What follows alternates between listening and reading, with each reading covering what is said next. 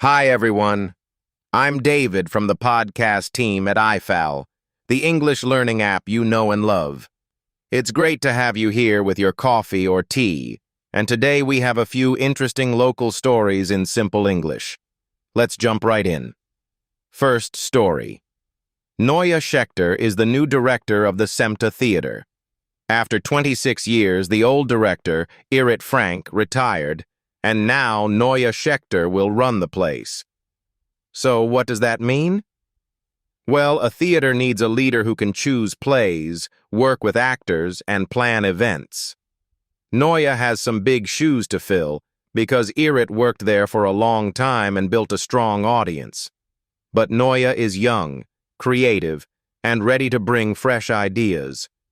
I like this story because it shows how people can change a job after many years.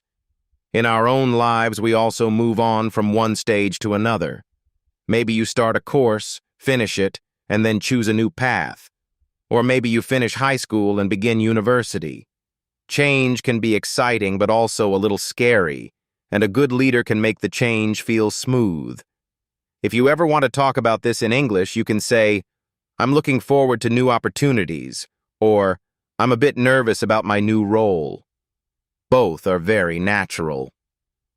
Next up, Eurovision is only 1 month away, and Noam Betan is ready to conquer Vienna with his song, Michelle. In 2 days, he will perform in front of hundreds of millions of viewers around the world. That's a huge stage, right? What is even more exciting is that on Spotify this week, his song is number 4 among all Eurovision entries for 2026. Only Italy, Sweden, and Finland are ahead of him, and they are Eurovision powerhouses. Italy has its famous Sanremo festival, Sweden always brings polished pop, and Finland has a strong chance to win.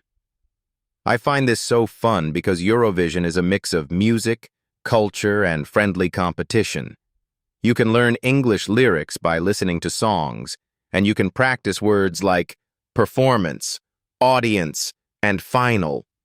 You might say, "I really enjoy the chorus," or "The performance was amazing." Also, every year we all get together with friends, we share snacks, and we chat about the outfits and the lighting. It's a great way to use English in a fun setting. Our third story is a bit of celebrity news. Singer Omer Adam has removed 2 words from his hit song, Malkat Hador, or Queen of the Generation. The words are Kapwita Tova, which means ungrateful. Apparently, his ex-partner, Yael Shalev, said she felt offended by those words. So in recent shows, in Cancun and at a private event, Omer skipped these 2 words. Fans noticed it, and they called out the change on social media. This story teaches us something interesting about language and feelings. Sometimes we choose different words, or we leave out words because we don't want to upset someone. In English, you might hear a singer change stupid to silly, or you might hear an actor skip a line in a play. You could say, "He edited the lyrics," or "She changed the wording to be more polite." It reminds us that words have power, and we all try to use them carefully, especially with people we care about. Next, let's talk about money and shopping. Recently, many people feel that prices are up, especially in supermarkets. Some shoppers now buy fewer items, or they look for deals more carefully. Others say they spend more on rent when they sublet an apartment or room. Even a quick chat in a small deli in South Tel Aviv can show you how families change their buying habits. They might skip treats or choose store brands to save a few shekels. This pattern is sometimes called a defensive budget, when you protect your money by cutting back a bit. We all know this feeling, right? Our own wallets feel a bit lighter, so we look for discounts and promotions. You can practice English by saying, "I'm on a tight budget," or "I'm watching my spending." If you shop online, you might say, "I added this item to my cart, but I removed it later." This is good vocabulary for everyday life, and it can help you feel more confident when you ask for a price or a discount in English. Before we finish, I want to share a little tip. Listening to local news in simple English is a great way to learn. You see words, you hear the pronunciation, and you connect it to real life.